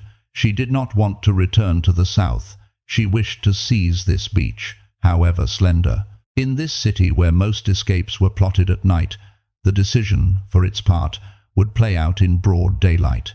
William Still and Passmore Williamson, a white activist, were alerted. They were not facing a classic situation of a fugitive arriving after a long clandestine journey. Jane had not fled in the sense understood by the law. She was en route with her master, under his control, within a legal framework. But the moment she set foot in Philadelphia opened an explosive question. Could a person held as a slave in the South, here, decide to remain? Did her will count, or did the law of the slave states follow her like a shadow even into the North? On paper, the matter could have remained theoretical, a subject for debate in meeting rooms. Instead, it would crystallize into a concrete action. On the dock, near the boat, Jane declared, before witnesses, that she wished to remain in Pennsylvania, that she did not want to return with Wheeler. She stood between 2 worlds, surrounded by hostile or incredulous gazes. The scene was far from a heroic moment in the romantic sense. It was an instant of raw tension, where a woman decided to risk a master's wrath, the law's violence, for her 2 sons and herself. William Still and Passmore Williamson intervened. They did not merely protest, argue. They acted. They took Jane and her children, helped her leave the boat, and brought her out of Wheeler's immediate reach. This act, alone, concentrated all the illegality of the Underground Railroad. What, in the eyes of conscience, resembled an obvious act aiding a woman who says, "I want to stay," became, in the eyes of the law, an infringement of property rights. In the diplomat's eyes, Jane had not freed herself. She had been stolen from him. The shock was not confined to the dock. Very quickly, the matter escalated in the press, in the courts, in politics. Wheeler complained loudly. He demanded compensation. He wanted those who had abducted his servant punished. The state, embarrassed, had to respond. The judges, caught in the web of the Fugitive Slave Act, wavered between federal code and the particularities of Pennsylvania law. What, days earlier, had been just another scene on a dock became an emblematic case, a test trial. Passmore Williamson was arrested. He was accused of having prevented an owner from exercising his right over his human property. Before the court, he refused to conform to the narrative they wished to impose upon him. He insisted. Jane had expressed her desire to stay. She had not been abducted. She had chosen. His insistence would earn him imprisonment for contempt of court. He became, despite himself, a figure of abolitionist martyrdom, a white man imprisoned for listening to and supporting the will of a black woman whom the law refused to recognize as a subject. William Still, for his part, found himself in an even more perilous position. Black, committed, known in abolitionist circles, he could expect no leniency from a legal system that saw him as a dangerous instigator. He was summoned, questioned. He had to testify. Weigh every word. Say enough to defend Jane and Williamson, without offering the authorities means to destroy the network he embodied. The trial became a stage where he was compelled to choose between full truth and strategic prudence. In the courtroom, usual roles were reversed. Slavery, which ordinarily thrived in the unspoken, found itself forced to justify, to show, to speak. Wheeler's lawyers argued as one would defend the institution of a stolen house or chest. They spoke of property with a coldness that, in the North, shocked as much as it eased some. Opposing them, the defense tried to make it heard that Jane was not an object, but a person who had expressed a clear will. When William Still spoke, his entire life as a scribe lay exposed. He, who usually listened in the shadows, encoded in silence, found himself revealed. He knew that every detail he might disclose about the mechanisms of the Underground Railroad would become a weapon in the hands of those who wished to destroy it. He therefore testified with cold ego, measuring each sentence, refusing to open the door too wide to the behind-the-scenes of his actions. He said what was necessary to support Jane's account, to confirm that she had expressed her desire to stay. But he kept, as much as possible, the secret of the nocturnal routes. The Jane Johnson affair revealed, for all to see, the fracture between the legal and the legitimate. Legally, Wheeler could present himself as a victim. His servant had been taken from him. Legally, Williamson had disobeyed a court order. Legally, Still had participated in this defiance, but morally, the scene read differently. A woman, held as a thing, seized the first opportunity to say no. Men chose to believe her, to follow her, to protect her, knowing what they risked. In court, this conflict was no longer theoretical. It played out in the gaze of every spectator, in every newspaper article, in every street conversation. The symbolic impact of the affair was immense. It showed that the Underground Railroad was not just a network of anonymous escapes lost in the night. It could, at times, erupt into daylight, into the heat of institutions, forcing the county to confront what it usually preferred to suppress. Jane Johnson was no longer just a woman who fled. She became a symbol held up to a nation that claimed to be free while hunting those who sought that freedom. For William Still, This episode left deep marks. It confirmed what he already knew, that the boundary between his discreet work and the public political arena was porous, that what transpired in the houses on Delhi Street could, overnight, find itself exposed in a court of justice. He realized how his role was no longer limited to encoding escapes and organizing itineraries.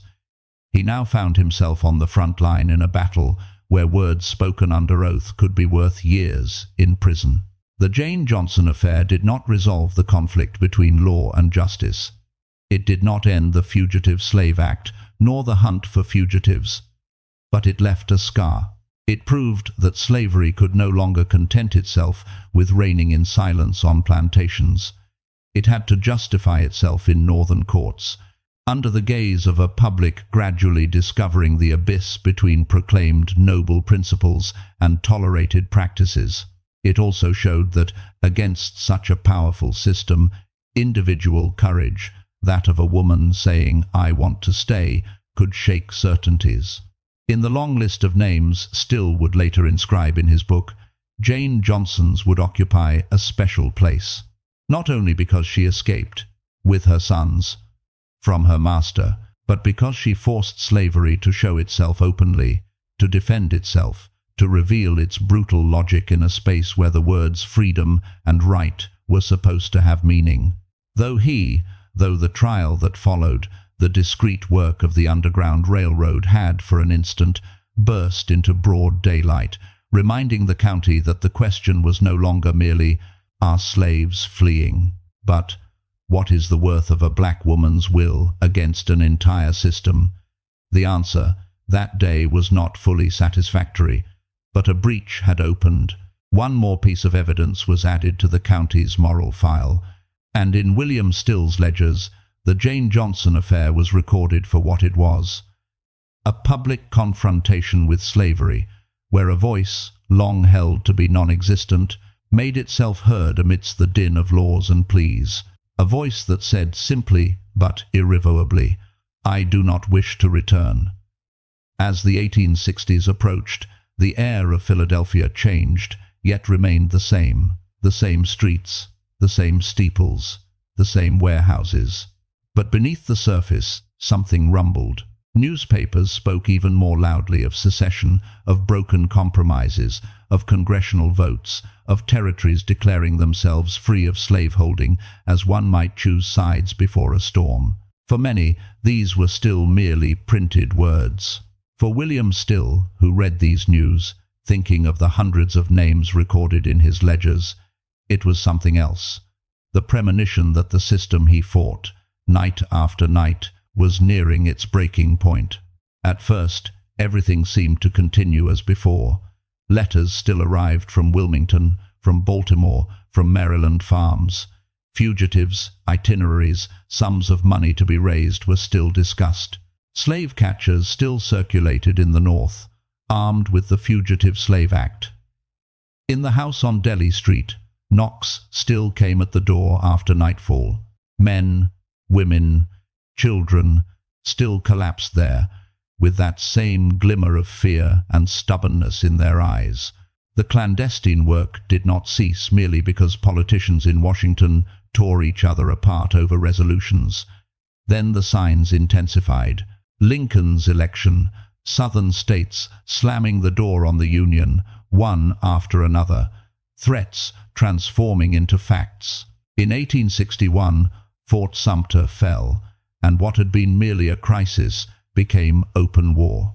The question of slavery, which so many officials wished to treat as a secondary problem, annexed to issues of commerce and sovereignty, asserted itself at the heart of the conflict.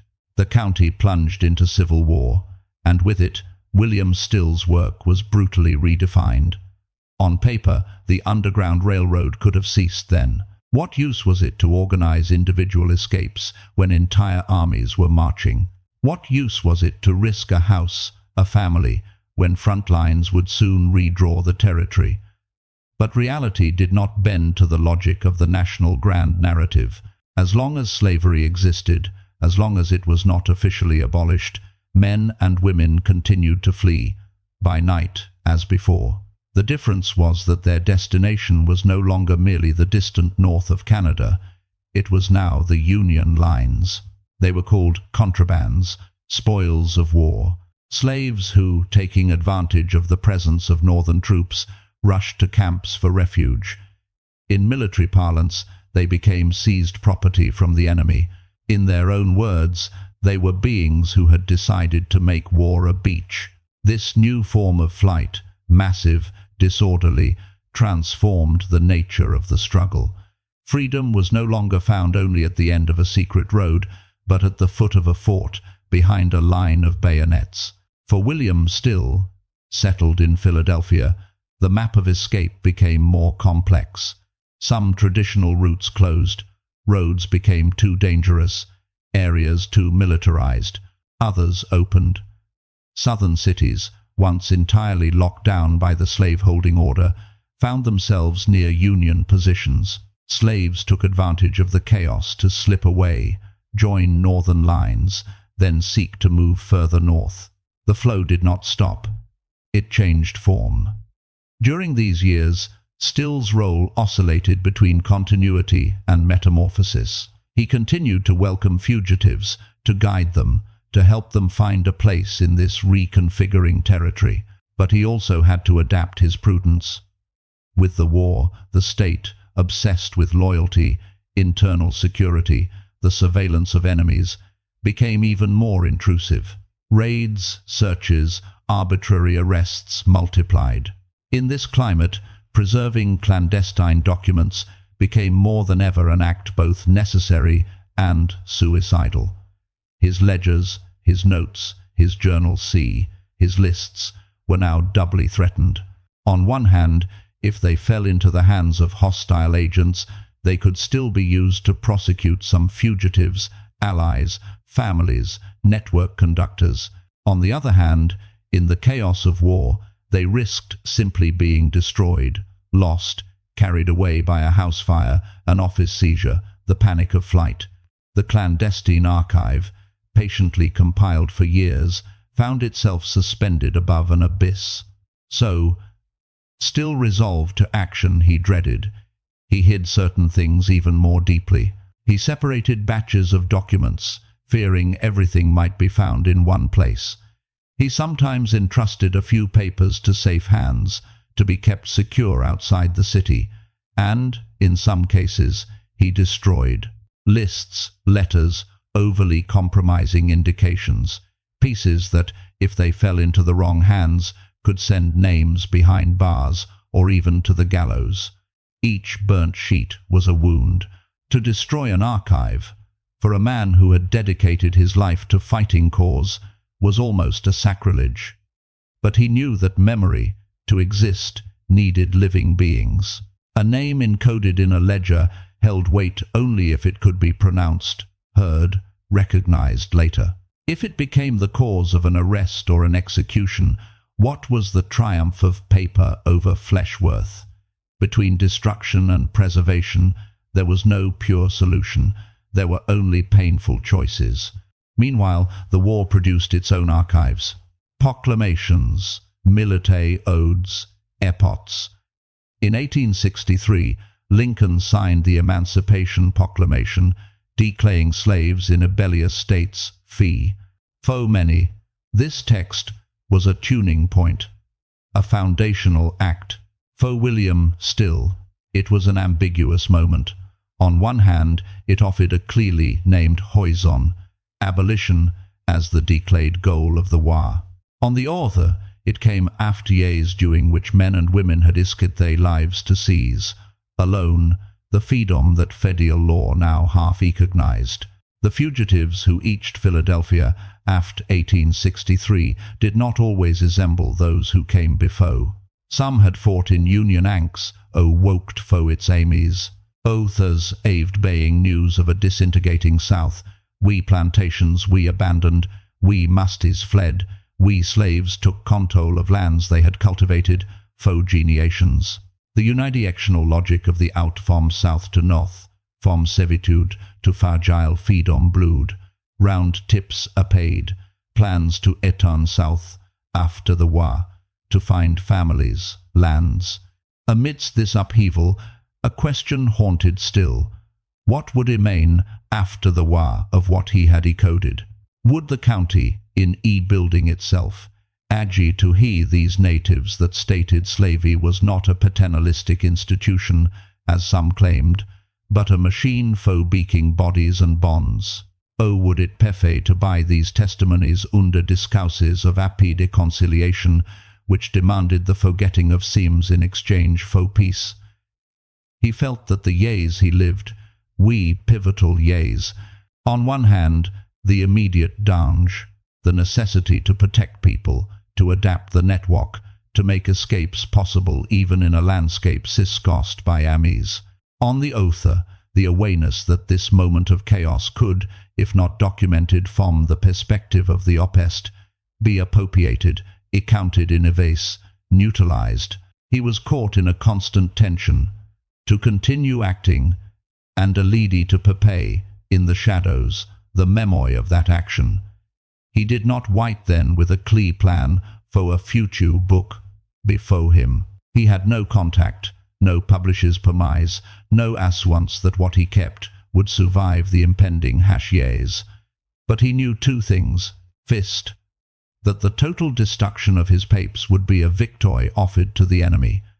Slavery, even if abolished, could thus invent its image, present itself as an attenuated, less brutal than says institution, lack of written evidence. Second, that the complete preservation of those same papers, without sorting, without prudence, could cost lives. So he made decisions, often in urgency, sometimes in solitude. Here, a ledge was protected, concealed, preserved. There, a document was burned, reduced to ashes mingling with those of other unimportant papers. He composed, piece by piece, a mutilated but surviving archive, an archive that would not tell everything later, but would tell enough to debunk any attempts to whitewash the past. Around him, the county bled. Death tolls circulated. Battles followed one after another. Names of fields, Antietam, Gettysburg, became symbols. But the history preserved in Still's ledgers was of another nature. It was not that of generals, front lines, flags. It was that of abandoned cabins, of families shattered by war in addition to slavery, of men who seized the chaos to depart, of women who found themselves alone, without masters, but also without resources, in a ravaged countryside. When the war finally ended in 1865, slavery was officially abolished. A legal page turned. But the question for William Still was not merely, is slavery over? It was also, what will be done with what we have lived? The temptation, in an exhausted county, was great to plead for oblivion, to move forward, not to rekindle divisions. Against this discourse, his ledgers, his lists, his fragments of narratives acquired new value. They became not only proofs of what was, but barriers against the sweetened narratives that would be attempted. Between destruction and preservation, William Still had navigated throughout the Civil War. He had sacrificed some papers to save lives. He had saved others to prevent memory from being entirely delivered to those with an interest in obscuring it. He did not yet know it, but in these piles of sheets saved from the ashes lay the raw material for what would later become a discreet monument. A thick book, unembellished, saturated with names, dates, snippets of stories that would disturb the placid narrative the nation wished to tell itself about its origins. The war had silenced the cannons. It had not silenced the questions. In the heavy silence of the years that followed, William Still's registers remained, hidden but intact, like a charge of dry powder. They contained what the country preferred to forget, that if slavery eventually fell, it was not only under the blows of armies, but also under the steps of those who, long before the trumpets of victory, chose to flee, to hide, to resist, that without these steps, without these escapes, without these names aligned in black ink, the Civil War itself would not have had the same meaning. In this moment, suspended between the end of fighting and the beginning of reconstruction, William Still stood on the threshold of a new task. It was no longer merely a matter of moving bodies through the night. It was now a matter of moving stories through the fire of oblivion, to transform one day these narrowly saved registers into an open archive, to make his former office, once threatened by raids, the workshop of a memory that, at last, could be spoken aloud. After the war, the country staggered back to its feet, like a body emerging from a bloody operation, still unaware of what had been removed. Newspapers proclaimed the end of slavery. Amendments were added to the Constitution. Speeches spoke of a new union. But for William Still, victory did not resemble these grand proclamations. It had the bitter taste of absences. Among the hundreds of names that passed through his office, his home, his ledgers, many would never knock at his door again. Freedom was proclaimed, but their traces, if he did not preserve them, would dissolve into the din of reconstruction. In this new landscape, William did not remain fixed in the role of night conspirator. He became a respected businessman in Philadelphia. He invested, founded a coal company, participated in the economic life of a modernizing city. For a segment of white society, he became the convenient example of the respectable black man of the post-war era. Hard-working, husband, father, property owner. One could get him on the street, encounter him at public meetings, cite him as a model without having to look too closely at what he had done before, in the shadows, to sabotage the old ode. But in his house, in drawers, in chests, something watched. His ledgers, his lists, his journals. These pages that had travelled the way, escaped searches, fires, deliberate destruction. For a long time they remained what they were, a clandestine archive, a dangerous treasure whose existence was known only to a restricted circle, a vestige of the night before, in a world that claimed to have moved on. It was his children, they say, who insisted. A new generation, born or grown adult, without having directly known slavery, but who had grown up in the shadow of these papers. They saw their father as an established man, but discerned behind this respectability the profound depth of an untold story. They pressed him. He must write. These stories must emerge from the drawers. What you have seen, what you have heard, what you have recorded, must not remain locked away until a scattered inheritance, a sale, a fire eases it forever. William hesitated. Bringing these documents to light was not a neutral act. Some of the names they contained belonged to fugitives whose fate was unknown, to conductors who had taken risks, to white or black accomplices who might still be living under their true or another name. Even if slavery was abolished, hatred was not. Reprisals, violence, smear campaigns, all remained possible. And then there was the weariness. Years of struggle, clandestinity, war, then work to establish his family. To revisit all of that, to organize it, to publish it, required an energy he was not sure he possessed. But another fear gnawed at him, even deeper, that of erasure. He already saw taking shape, in public discourse, an acceptable narrative of enslavement.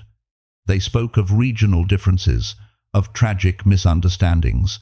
Some, in North and South alike, hastened to present the war as an abstract political quarrel, minimizing the concrete violence of servitude and the central role of slaves themselves in their own liberation. He understood that if the direct victims did not speak, their history would be written by others, watered down, sanitized. So he set to work. It was no longer the breathless work of escape nights, when he had to quickly jot down notes before hiding the ledger. It was a slow, methodical, almost stubborn labor. He read his registers, reconstituted files from scattered notes, copied, corrected, added details when his memory allowed. He searched for letters, testimonies, reports received from Canada, from the North, from those who had rebuilt their lives, and who, sometimes, kept their word by writing to him. The project took shape. Not a novel, not a pamphlet, but an archive book. A massive volume where stories would not be embellished to stir emotion. They would be presented as they had been noted, enriched with a few comments, a few contextualizations, but without seeking to smooth their roughness. A book that embraced its raw nature. Lists of names, excerpts from letters, condensed narratives, something that resembled, to the untrained eye, a dry accumulation, and which, for those who knew how to read, revealed itself to be a dizzying mine. In 1872 the book appeared, The Underground Railroad Records. The title said it all: records, not fables. William Still gathered approximately 649 fugitive natives, each with precise data: name, age, origin, owner, means of escape, destination. Between these entries, native fragments reproduced letters, emails that, at times, allowed indignation to piece through, at others simply exposed facts so violent they spoke for themselves. This book he did not write to flatter the consciences of the North. On the contrary, he constantly reminded that, even in free states, the law hunted fugitives, that judges condemned those who aided them, that white crowds participated in manhunts. No, did he write it to ease white abolitionists. He mentioned their names, their actions, their sacrifices, but he refused to let the central role of the slaves themselves be forgotten, of those who refused the condition imposed upon them by fleeing, by plotting, by risking everything. With this volume, William Still did something unique. He transformed a clandestine archive into a public monument. What, formerly, had to be hidden, concealed, protected against police raids, was now offered to the view of all. What was material for condemnation became material for accusation, but this time directed not against him, but against the system of slavery. In this inversion, there was a form of delayed justice. The same facts that the law would once have used to send him to prison now served to demonstrate the moral illegitimacy of an abolished code. The book was not a bestseller in the modern sense. It was not made for entertainment. Nevertheless, it found its way. Educated black circles referred to it as a precious document, proving in black and white that slaves had not waited to be liberated. They had taken the road to freedom themselves. Abolitionist circles saw in it confirmation of what they had always asserted against the defenders of slavery, that the supposed gentleness of the institution was merely a mask.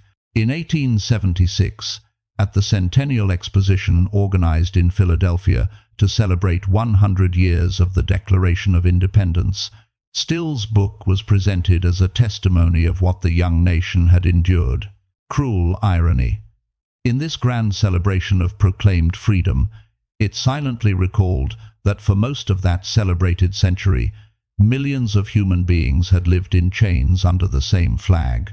It lay there, among other artifacts, like a stumbling block in the triumphant narrative. Then, like so many things, it slipped into the shadows. Time passed. Other crises, other causes took center stage. The county, in its white majority, retreated into a poisoned compromise, allowing the South to regain mastery of its way of life, at the cost of sidelining black rights. In this climate of racial reconciliation at the expense of former slaves, the brutal natives of the Underground Railroad were disturbing. People preferred to forget them, or reduce them to a few softened anecdotes for school textbooks. Still's book remained, but it was no longer central. It survived in libraries, in historical society collections, in homes where the memory of relatives who had traveled those routes was still preserved. It circulated quietly, sometimes cited, often ignored. It was not until the 20th century, when historians, particularly black scholars, decided to reconstruct the history of slavery from the perspective of the oppressed, that it was rediscovered for what it truly was: a vital source, a unique archive produced by a black man who had been at the heart of the network. At that moment, William was no longer there to see his work re-evaluated. But his pages, they had traveled time. They had resisted indifference, attempts to rewrite history by mitigating the violence of slavery, the temptation to see the Underground Railroad as merely the gesture of a few white philanthropists.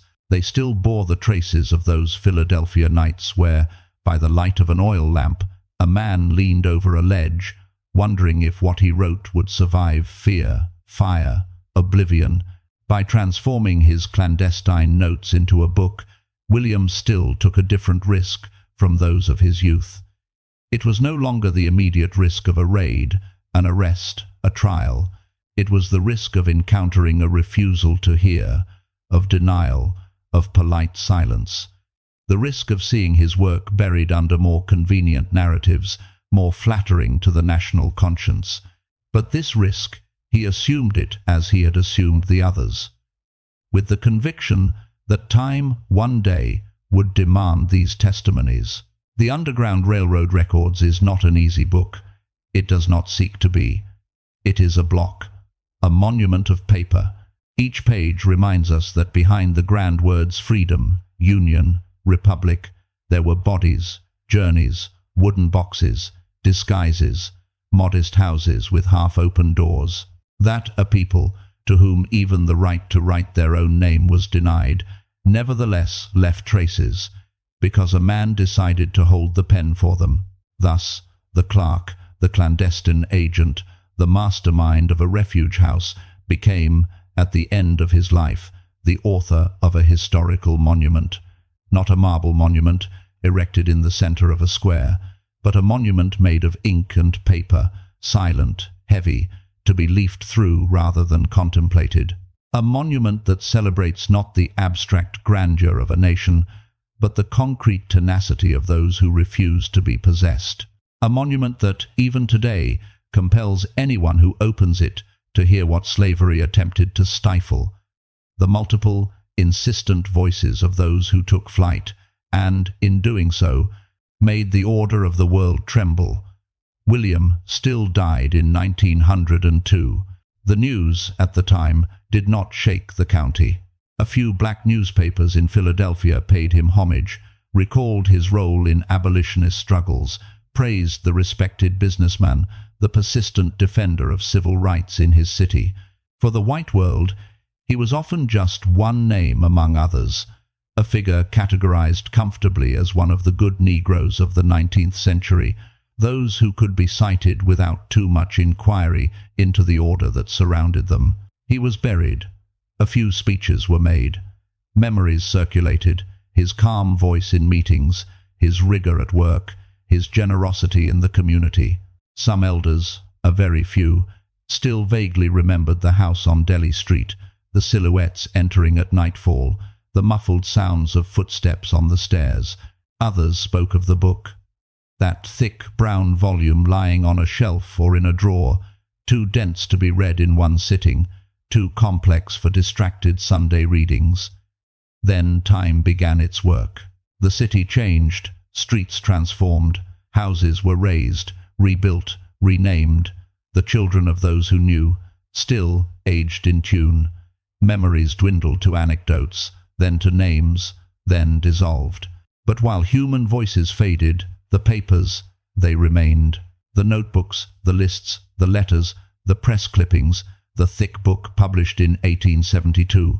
All of this, slowly, left the drawers to join other places.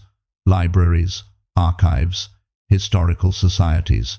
In these cold rooms where voices speak low, documents were arranged in cardboard boxes, labels affixed, inventories drawn up. William Still's ledgers were no longer dangerous objects to be hidden from police raids. They became funds, collections. They were classified, numbered, protected from humidity, fire, overly brutal handling. The threat had changed its face. It was no longer the search, but indifference, the slow erosion of time, polite oblivion. For decades, few people came to consult them.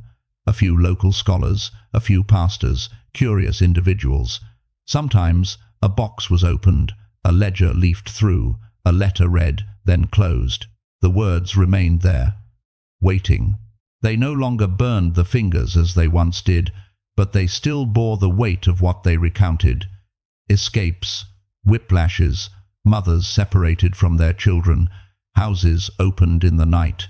One only had to linger too long on a page to feel, even in the artificial calm of the reading room, the violence held within those dry lines.